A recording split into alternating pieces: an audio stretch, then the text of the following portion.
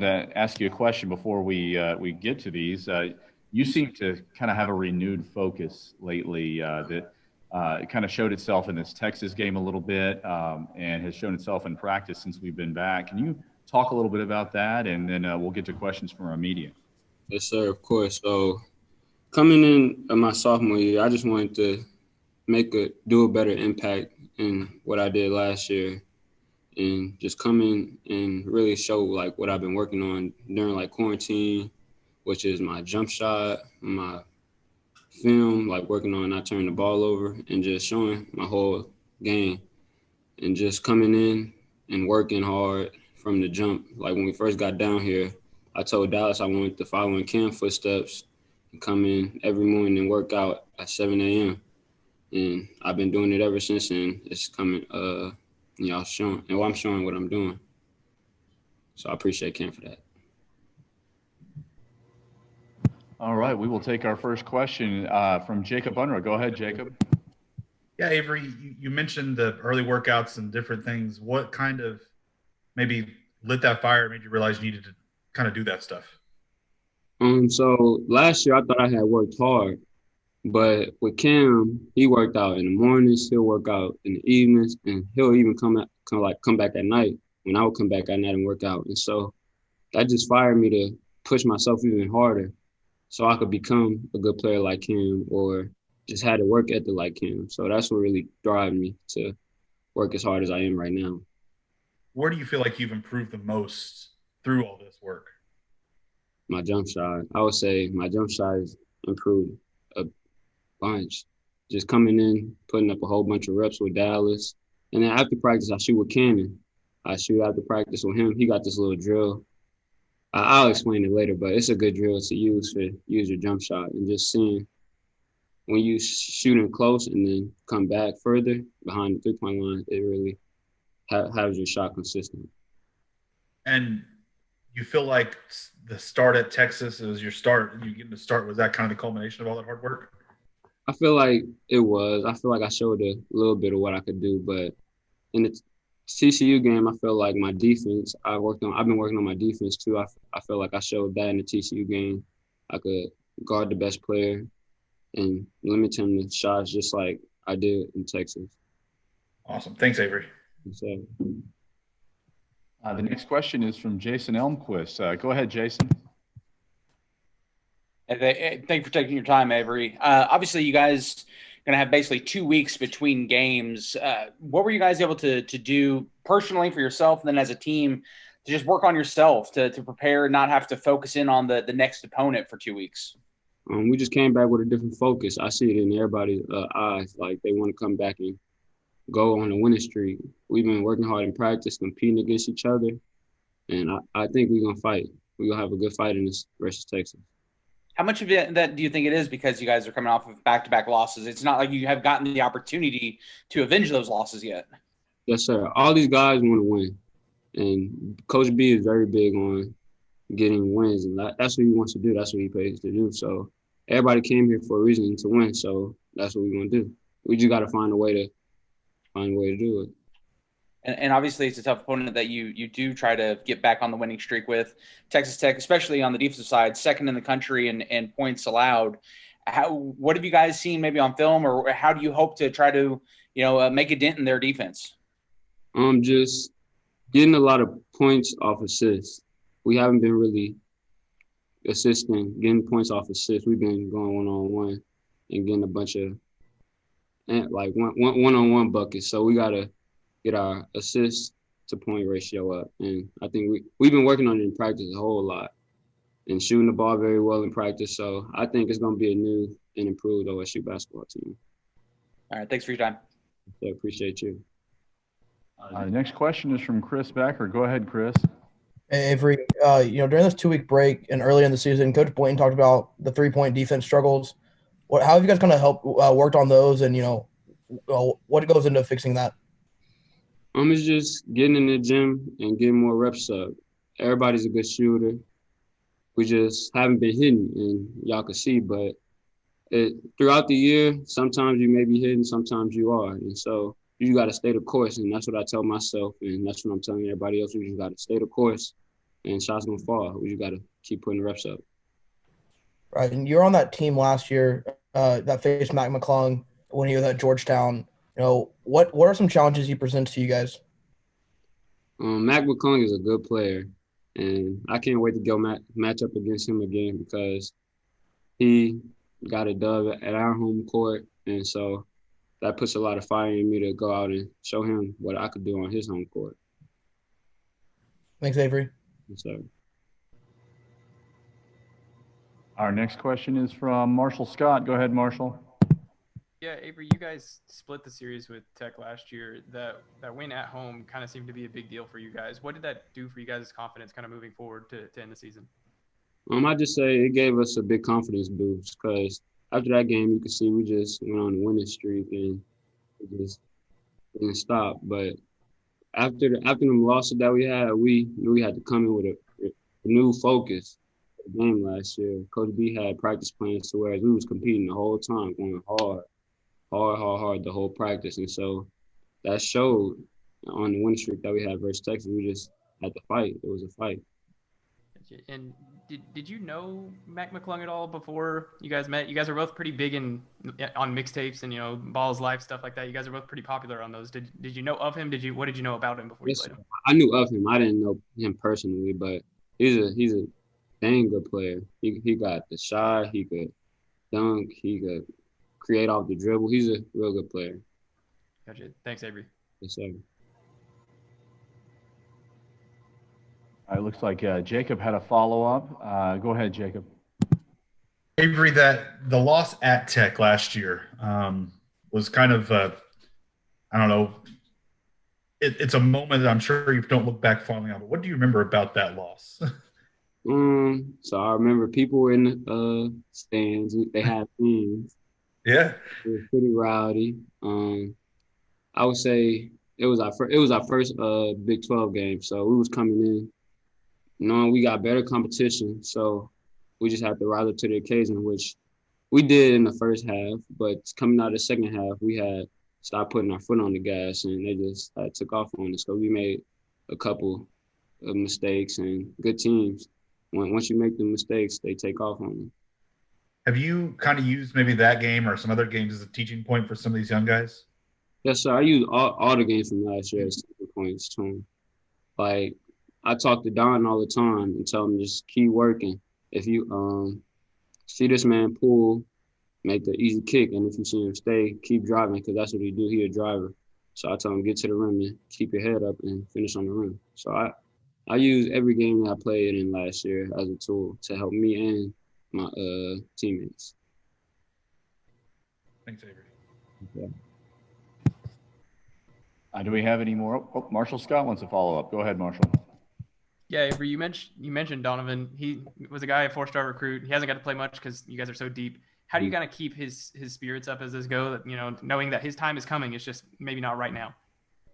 I just tell him every day, just keep working.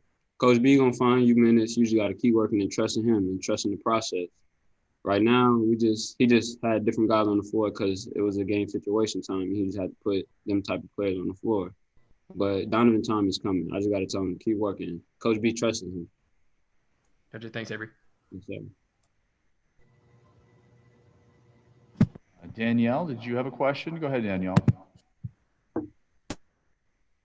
Yeah, Avery, just how much of a confidence boost, I guess, was that Texas game for you guys, knowing that, you have a lot of top 15 opponents ahead of you guys on this, and they were the first of those in this stretch here. I think it was 4 of 5 when you guys were heading into that Texas game were going to be top 15 opponents you were going to, and how you guys played against them. How much of a confidence boost did the team get from that going into this break, and as you guys get ready to embark on the other top 15 opponents in this stretch here? I think it just taught us that we could play with the big teams that's ranked up there. We could play with any of them, and once we figure that out, I think we're going to be an even better team. We could play with the Baylors, the Gonzagas. We could play with anybody. We just got to believe in ourselves and trust the work that we've been putting in to practice this last week. What have you enjoyed I guess, response-wise from the guys? You know, I know it's early in the season, but especially some of these young guys, what has maybe stuck out to you the most, or what have you enjoyed about this group? Maybe that sets them apart just from in the past.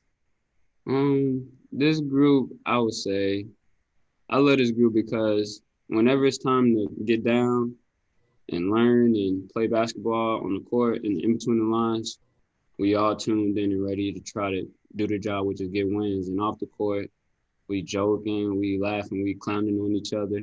So it's just fun. So whereas we could have that basketball mind, but also have that fun type of bond, team bond. And lastly, sorry, and were there any? Was it kind of hard having this break and still being mindful of COVID for you guys, and just I guess kind of keeping that in the mindset a little bit on taking the precautions and the mask wearing and all that? Was it a little challenging to feel like this was a break, knowing that, you know, you kind of have to be mindful of the pandemic still going on? I would say yes, because when I went back home, I wanted to work out the whole week. And so for that to happen, I had to go to the gym, which is I had a mask on and it was hot in there. It was a whole bunch of people in there. So I was scared coming back, hoping I don't test positive. And luckily I didn't. So, and none of the guys didn't. So that was a big plus. Thank you. You're welcome.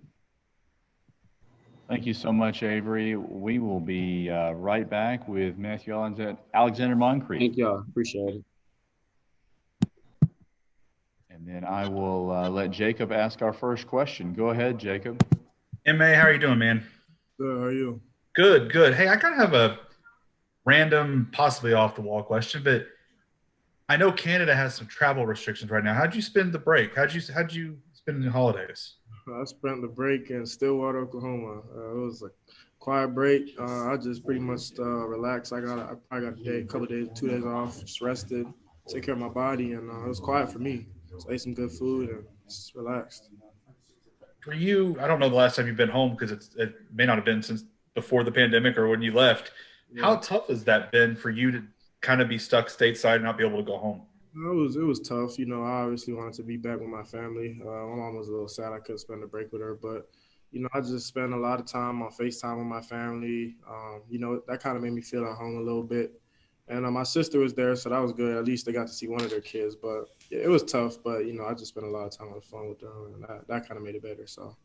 Did you hang out with Mike and his family or anyone like that? No, I didn't. I didn't over the break. I kind of during the break, I like everyone having their own kind of family time and stuff like that. So, was it good for you? Maybe just kind of get some alone time and. Yeah. No, it definitely was. It definitely was. Let my mind reset, get refreshed, and just come with a new mindset into the new break. So. For you had your first career start against Texas. What did that mean for you? It was big. It meant a lot. I'd say, you know, obviously it didn't really mean much in the end because, you know, we obviously want to win. But for me personally, it was good getting my first start, getting my feet wet, knowing what to expect and see what that first four is like. But, you know, ultimately we just want to win at the end. So that's really all that matters. Thanks, M.A. Next up is Frank Bonner from the Tulsa World. Go ahead, Frank. Hey, M.A., after having a couple of games in the Big 12, what are your first perceptions of what playing in the Big 12 is like? Playing in the Big 12 is going to be a dogfight every night. There is no team you can count out. You got to go into every game with your P's and Q's. You got to be on top of everything. You have to have everyone scouted to a T. There's no game you could go into kind of thinking an opponent's going to give you anything easy. Every night's going to be a dogfight. So that's probably been the biggest thing, and just really knowing who you're playing, really knowing their tendencies and adjusting to it, practicing like that for the whole week. That's probably the biggest thing you got to be prepared for in the Big 12. So. And then looking ahead at Texas Tech, what are you seeing out of them? You know, they're a great defensive team. They're a team that likes to take a lot of charges. They like their help defense is great. So, you know, this whole week we just been preparing for that, playing off 2 feet, stuff like that. So, you know, we're really expecting them to play a great defensive game, but we're prepared for it. So, I appreciate you. So. Our next question is from Marshall Scott. Go ahead, Marshall. Yeah, MA, has Mike put any emphasis? You guys are going from like a 2-week break to now playing 2 games in 3 days. Has there been an emphasis on getting back in shape, conditioning, and stuff like that? Definitely. As soon as we got back, that was probably the first thing we did. We just ran a whole bunch. First day, guys were a little bit tired, but I say everyone's got their win back now because guys were staying active too over the break. They weren't just sitting at home and doing nothing. So now we got our win back by now, and we're ready to go. So I don't think that's going to be a problem for us going forward.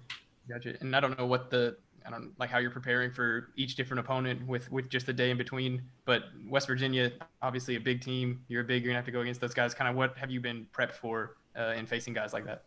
Well, we haven't talked about West Virginia yet. We're just focused on Texas Tech right now. But like you said, they're a physical team, and I'm sure when we start scouting them and stuff like that, we're just gonna be mindful of boxing out, matching their physicality, and just those two things really. You mentioned kind of being alone over the break. Does that kind of you guys are going on the break on a 2-game losing streak? Does that kind of make you more hungry going forward, going into this? For sure, definitely. This is a must win. This is a must win going forward. So it definitely made us more hungry. When we got back from the break, everyone had a fresh mindset. Everyone was hungry. So it was just we had that great kind of preseason competitive feeling again to practice. So appreciate it, man. Yeah. Next question from Chris Becker. Go ahead, Chris. AMA. Earlier in the season, Coach Boynton talked about how 3-point defense has been a struggle for you guys. How have you kind of gone into fixing that, and what did you see as the root of some of those problems? Okay. What we've done to fix it, really just emphasizing not letting great shooters get good looks at the basket. Just really be mindful of making shooters put the ball on the ground. And that's probably been our first focus on practice every day. We just close out, make shooters put the ball on the ground first. And the root of those problems, it was really just, I don't want to say it was early on in the season. We weren't prepared because they do prepare us for that. But we were just letting shooters get way too good looks at the basket. And credit to it was 2 games we let their guys get hot. They made some hard shots, but for the most part, we gave them good looks to get them hot. So that's just been our main focus, taking that away. Thanks, man. Yep. Got time for a follow-up or two for MA if anyone has one. I knew Jacob would raise his hand. Okay, go ahead, Jacob. Hey, I'm going to make sure we get some questions in. MA, what is some of the older guys maybe said about going to Lubbock last year and kind of the lessons learned from that game? One of the biggest things emphasized is just be prepared for help defense. Like, after your first dribble, that help defense is going to swarm your dribbles. So really just be prepared for that. And last year they talked about like their home crowd and stuff like that. It's going to be different with no fans, but that was probably the main thing, just their help defense and their ability to take charges and be mindful of playing off 2 and stuff like that. So that's kind of stuff I've been mindful of this whole week. For you guys, you've had a home game and a road game in the Big 12. Does it help you going into a place like Lubbock, even with limited fans, knowing that you've already played a Big 12 game? Because last year that was the first for some of these guys. Nah, I feel like it does. I feel like it does for sure. Going into Texas, we've been in a lot of great road environments so far. Wichita State, actually, they only had 500, but that was probably the loudest 500 I've heard. So, going into road environments, it's going to help us out a lot for sure. Thanks, MA. Yep. Next question from Marshall Scott. Go ahead, Marshall. Yeah, MA, are you a New Year's resolution kind of guy? Do you have any entering 2021?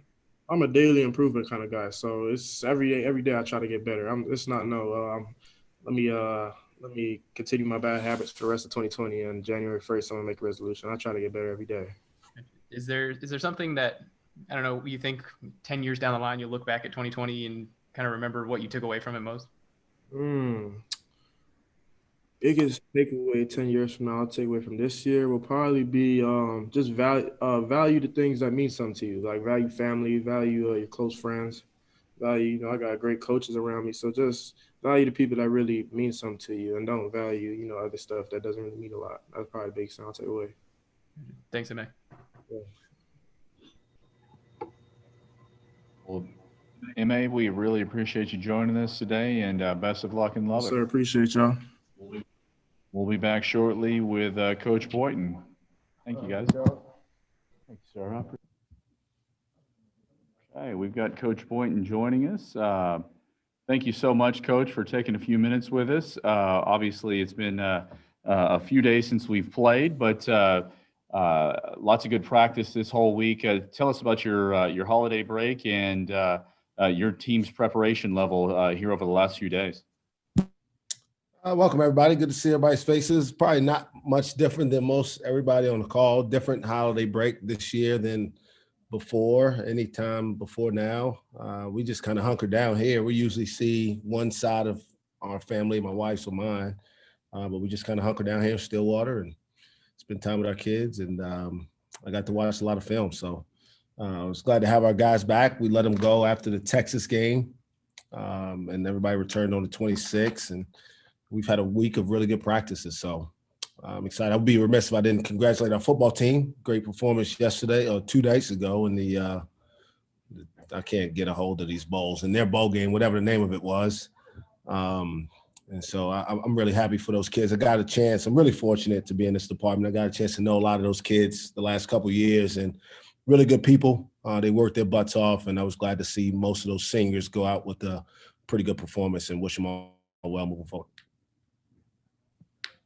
Perfect. Well, we will go to our first question. Jason Elmquist, the Stillwater News Press. Go ahead, Jason. How you doing, Coach? Jason, how you doing? Not too bad. How was Christmas with the kids? Did they get everything they were wanting? They always want something. So I'm going to say, yeah, my kids will probably say that, they were pretty happy for about 6 hours, and then the new toys were old again. Yeah. Well, you talked about, again, getting basically 2 weeks between games, and that's one of the unique opportunities around this time of year. You guys can essentially focus on yourselves, do some soul searching, whatnot. What are some of those things that you really wanted to emphasize that you guys could focus in on yourselves and not have to necessarily worry about the next game plan? Yeah, so everything's been sped up this year, as you know. We played 6 games before we got to conference play, which is half, more than half of what we usually have. We usually play 12, 13 games before you got to think of a conference opponent. And so you have more time to figure things out. And obviously we're no different than everybody else. So it's not a complaint. It's just that the process is different this year. And so you look at it, and before Christmas, you look up and you're 0-2 in conference play. So, but by a total of 4 points, right? And so 2 one-possession games where, neither one of them we played poorly in. We haven't shot the ball well, but we did some good things. But we have to understand a sense of urgency that, where are those 4 or 5 or 6 possessions in each game that we can be better at to make the end result different, make it what we want, which is a win. And obviously in the TCU game, the game was there for us to win. It's 2 minutes to go. We're up 8, got to finish, got to make free throws, got to take care of the basketball. At Texas, it's a 4-point game, and they go on a 17-0 run or a 3-point game. And we got to do a better job of eliminate that. If that's a 12-5 run, they still get a lead, but we don't have to fight back as hard to get ourselves in position to try to win. And so those are things you just have to learn, especially with a bunch of young guys and guys that are learning how to play in Big 12 basketball. I try to put it up with our team. The game is roughly 75 possessions or so, 70 to 75 possessions. You got to value them all. Right, you're going to have some turnovers. You can't have 15 to 20 turnovers. You're going to miss a couple free throws. You can't miss half the free throws you take. You can't take 10 to 12 bad shots, because those things add up. And if you take 12 bad shots and you have 12 turnovers and then you miss 8 free throws, you just blew 30 possessions. You know how good you got to be in the other 45? Perfect. And you can't be. And so those are things, the nuance that you just with young guys that got to go through. And so I'm happy that we were back and able to focus the last week on ourselves. We've had some really good practices, and I look forward to seeing us get back out there and compete on Saturday. Avery told me that he sensed that everyone came back, especially off of 2 back-to-back losses, more focused in these practices. Did you see maybe an elevation in their preparation these past 2 weeks? I did. Again, and it's not an excuse, just the reality of what it is. And so we've had these guys here since basically the last week in June, and asked them to not do anything except show up to practice and go to class and go to the weight room. And they've done that. And so they all needed a couple days to go home and kind of recharge the battery, decompress, get away, reevaluate things. And they all came back with great energy, great attitudes, be able to look at things as what they are, not what we hope they would be, and figure out how we can control what we do a little bit better. And I've been pleased with how we've practiced the last week. And he said kind of the emphasis has also been on, basically getting everyone involved, being, more assists and whatnot. And obviously against the Texas Tech team that's second in the country in defense, I'm sure that's been an even greater emphasis going into this one. Yeah. Part of it is, and this is just being candid with our guys. This isn't the Cade show. I know he gets a lot of attention and he's a really good player. We stand around and watch him. I tell him, we have a lot of people who are tuned in on TV. The guys on the court have to be a part of the game. Like, it's not time to watch. Be involved, try to find a way to help. We got to get Ice more aggressive, more assertive. He's got to help us more, be more consistent. I think before the Texas game, he was 6th on our team in field goal attempts. Can't happen. Just can't. Too good of a player. He doesn't have to be first. Maybe Kay's going to be first regardless, but he needs to be second or third for us to be our best. Thanks for your time, Mike. Our next question from Jacob Unner. Go ahead, Jacob. Hey, Mike, you kind of mentioned it was good for the guys to get a couple days to recharge. I asked MA about that. He doesn't get to go home because of Canada's restrictions right now and everything. How tough do you think it's been on someone like him that can't go home at all, that can't see his family at all? Yeah, I mean, the only thing normal still, right, as we enter the last couple hours of 2020 is the expectations. Like, nothing else is the same. Nothing. Like, I've taken about 1,000 COVID tests in the last 6 months. Like, I have somebody stick up something in my nose or my mouth every 40 hours. Like, that's not so. Trying to get these kids just to have an opportunity to play, you feel like that's a win in of itself. So a kid like him, right, that's why we don't want to stop playing. Like, he's doing all this stuff just to have a chance to do something he enjoys. And the last thing I want to do after telling him to stay here since June, and then because of the rules in this country, be the only guy that stays in Stillwater for 4 extra days, is to be able to play, be able to practice with his teammates. And I'm glad we've been able to do that. Certainly it's not been fun, like those things, but he cares about basketball. He loves the game, and that's why he's here. And he's going to be a good player because he used that opportunity to spend some time working on his free throws, to watch some film, and to at least try to make himself a better player in a different way. Have you noticed any kind of struggles he's had with that? Because I imagine he didn't say specifically, but I imagine he hasn't seen his family since before he went to Dallas in the quarantine. This is true. So, now, and he's been away from his family for a while. And so he's kind of used to it. Where he went to school isn't where his family lived anyway. So it's been even longer than that. But, he's had a good attitude about it. I think at some point, whenever we do get a chance to break, he'll be one of the first ones to try to go and see his family. But for now, I think he's focused on just trying to help his teammates as much as he can. And on a different topic, Avery talked about the extra work he does in the mornings and different things like that. What's been the biggest improvement you've seen from Avery from last season to now? Just clarity.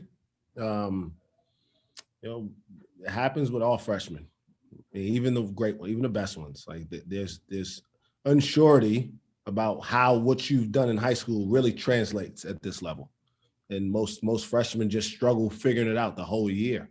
And, he had some moments last year, but he never got really comfortable with how to have success. And part of it is he never got comfortable with how to work as a college player.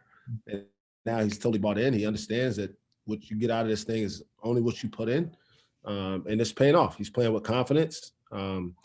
He hasn't been affected as much as people try to convince him that he would, with Cade being here and Ice also still being here. He still found a way to have success. And he's one of the guys who's missed a few games. So I'm proud of him for the attitude he's had, and about him not listening to the outside noise. So I'll be honest. I mean, when the sanctions come down and we have all the issues, he's the first guy to, if Cade and Ice are coming, maybe this isn't a place for him. At least that's what he's hearing.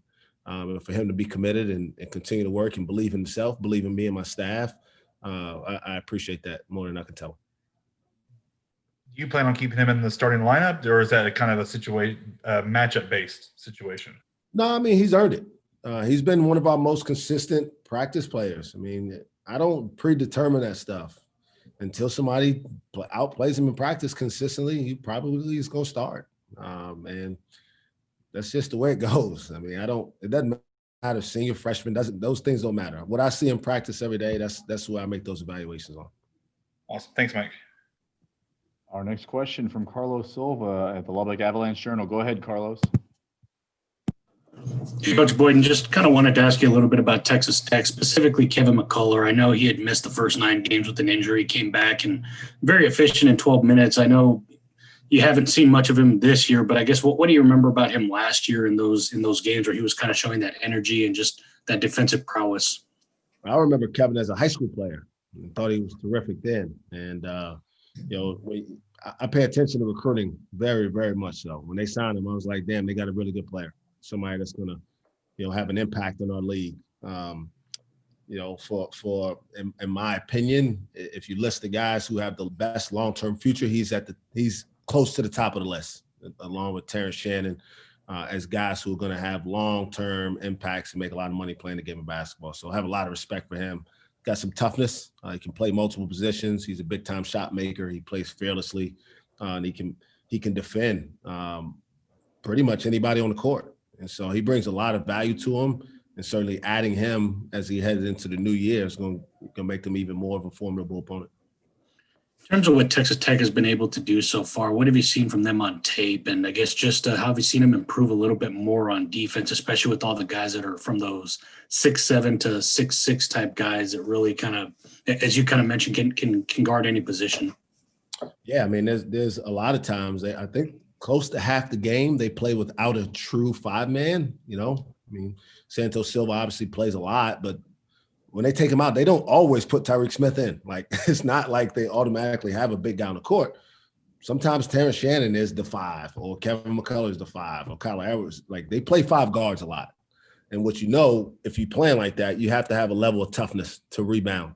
They're still a really, really good rebounding team because those guys have embraced it's not about size. It's about heart. It's about tenacity.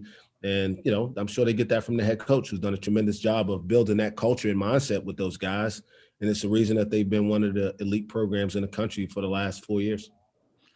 Last one from me. I know everyone talks about Terrence now. He's kind of emerging as that star that you were talking about. But Mack Mcclung, what has he brought to them, especially with his scoring ability that he had in Georgetown, and now it seems like he's kind of brought it to Texas Tech? Well, we saw it up close and personal. He's averaging 33 against Oklahoma State, in case you weren't aware. So we know very well about Mack Mcclung, his explosiveness. Mack Mcclung is the type of player, and you see guys like this all over the country. He thinks he's the best player on the court every game, no matter who the other 9 guys are out there. And when you have that level of confidence, you can start a game 0 for 8 and still end up with 25. And, you're going to want the ball in your hands for the last play. And you could tell he brings that edge to him. And, he's a guy that we're going to have to find a way to slow down, or at least make a little bit less efficient, because he's going to be really, really aggressive no matter what. Thanks, Coach. No problem. Next question from Marshall Scott. Go ahead, Marshall. Yeah, Mike, you guys are in a bit of an awkward scenario where you had about 2 weeks off, and now you're playing 2 games in 3 days. I talked to MA. He said you guys ran a lot when you first got back. Is game shape kind of a concern that you have going into this stretch? Yeah, not really. I don't know what to expect, but again, some of this stuff isn't normal. Like, we would normally play a game in the last couple of days to see where that is. But that wasn't advised. Some teams figured out a way to do it. I didn't want to take a chance that we have to miss some conference games to play, a game that's not going to really have any tangible effect on our season. But we did try to scrimmage quite a bit in practice and get up and down. I think guys are in good shape. We'll see. We know it'll be a physical game. We got a long, 9 weeks or whatever ahead of us, and look forward to seeing how our guys respond to the time away. You mentioned in your opening statement that you had a lot of time to watch film. Is there anything new that popped up with your deep dives? Yeah, I mean, again, like I said, what I iterated, like, we're watching Cade too much as a team. And he can't be as good if the other guys aren't active participants offensively. He's got to be better defensively. He's got to be more engaged, and he's got to rebound better. His rebound numbers aren't there where they need to be. And we got to get Ice more involved. Ice just hasn't been it's probably my fault. Like, I haven't put the ball in his hands enough. And we'll see that be something that you'll see a little bit different as we start Saturday. And then just kind of a more broad question out of basketball with the new year coming up. Whenever you look back at 2020, what are some things that you're going to take away from this year? Ooh. Listen, I just hope that when I wake up tomorrow, it's not December 32nd, 2020. All right. If that happens, if tomorrow's January 1st, 2021, 2020, we'll have a nice bow on it. We'll put it away. But, I always reflect on my seniors from last year. I felt horrible about the way, having gone through everything they went through, that their careers ended the way it did. That's something I'll never probably be able to come to grips with. And then last thing for me, we talked in the past about whenever you first saw Cade, you were there looking at Kyler Edwards. Now, they'll be playing against each other. You kind of come full circle. Is that kind of a cool deal for you? Yeah, I mean, Kyler, I got a ton of respect for that kid. Tried to recruit him pretty hard. So he's a really, really good player. He's somebody that I cheer for unless we're playing him. But yeah, those guys obviously were teammates at some point for a couple of years and know each other well. And Kyler's had a hell of a career. Kid's played in the national championship game. He's played and made some big shots in some big games over his career. And now, I think he's their leader. His role has changed, certainly. They got a lot of guys who now handle the ball and make plays for him. But his character's shown through. He hasn't changed. I think he gave up his number so that they could help recruit Mack Mcclung. I'm pretty sure that happened. Just tells you why he's been able to have success, because he's all about, the team that he's with and the guys that he's with and trying to help as much as he can, no matter what the sacrifice is on his side. But it'll be cool to watch those guys who obviously grew up in the same area, live close to one another, played together. And I know Ice and Kyler are also pretty close. A lot of those Dallas guys, they just they're all pretty connected with one another. So it's not the first time, just the first time for Cade and Kyler, I think, to be on opposite sides, I think. Whenever you saw Mack Mcclung commit to Texas Tech, you mentioned the game he had against you guys last year. You've talked about how hard the Big 12 can be. Were you just kind of like, oh, of course that happens? No, I mean, again, I expect everybody in our league to sign really good players. So no, they've recruited well. They've done well in the transfer market. So yeah, I mean, I didn't expect them to get him when he first transferred, but when they get him, I wasn't surprised. Neither was I, kind of scratching my head or beat myself up over it, because if they didn't get him, it'd be somebody else who's really good. Gotcha. Thanks, Mike. Our next question is from Chris Becker. Go ahead, Chris. Hey, Coach.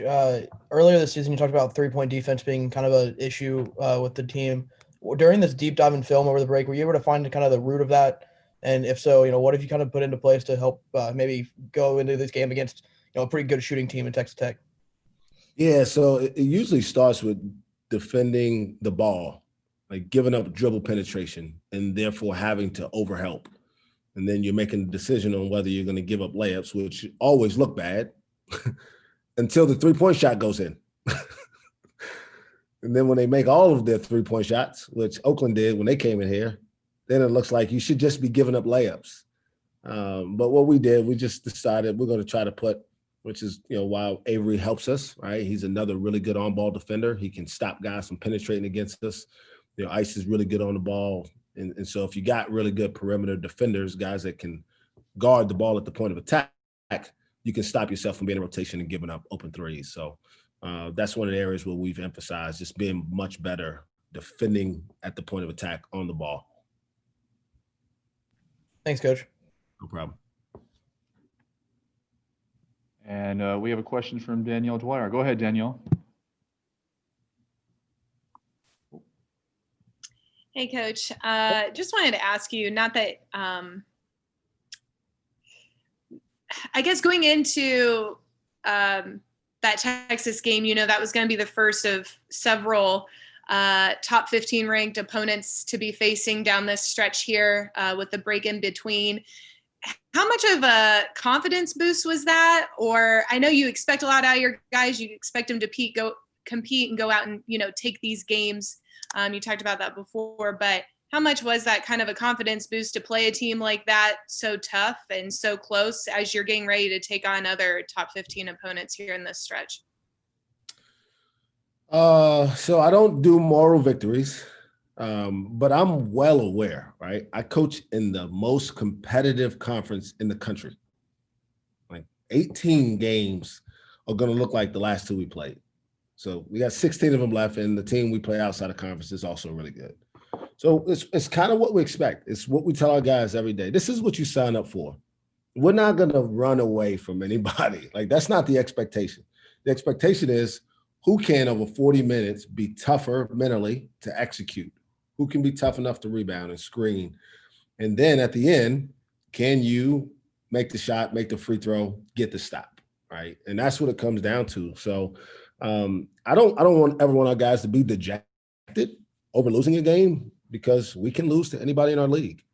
We could beat anybody in our league. And so just trying to strike the balance. Like, no, we're not here for more victories. But we're not going to act like we lost by 100 to a bad team. We lost to a really good team on the road by 3 points. We should have won the game before that at home. We had an 8-point lead. That's the difference, right? We should really be 1-1. Now, we could have been 2-0, but it's no different than Texas Tech. They should have beaten Kansas at home and would be 2-0. But they could have easily lost to Oklahoma the other day and be 0-2. Like, that's the Big 12. It's what we deal with. And so you can't get too high. You can't get too low. You got to focus on the 40 minutes in front of you, and then you got to forget it. Because if we're thinking about the game in Austin on Saturday, we could get blown out. But preparing and playing well doesn't guarantee you anything. It's just the competitive level of Big 12 basketball, which we feel honored to be a part of. It's my job to make sure that we're ready as much as possible. So I don't know if I really answered your question, but that's kind of how I think about that. I don't think about it as, do I feel great? I felt good. We played well enough, but we also gave up 15 offensive rebounds in the game. We lost by 1 possession. If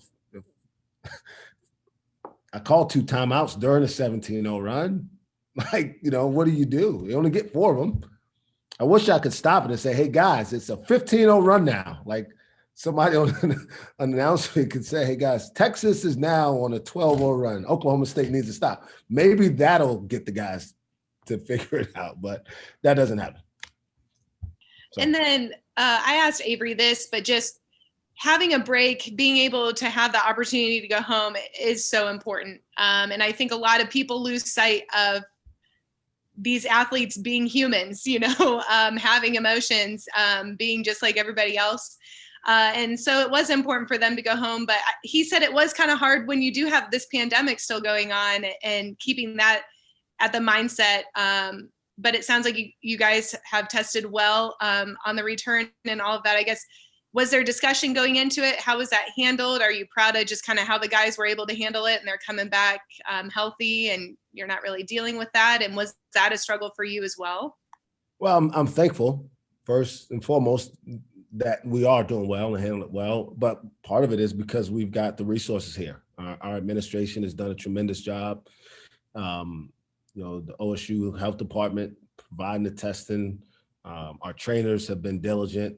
But at the end of the day, it really goes down to personal behavior, right? I can talk to our guys so I'm blue in the face about not going to the movies or to the mall or seeing their girlfriends while they're home, but they got to do it. And it seems like they handled that well, which makes me proud that they care enough about each other, that they do want to do the right thing. They want to play.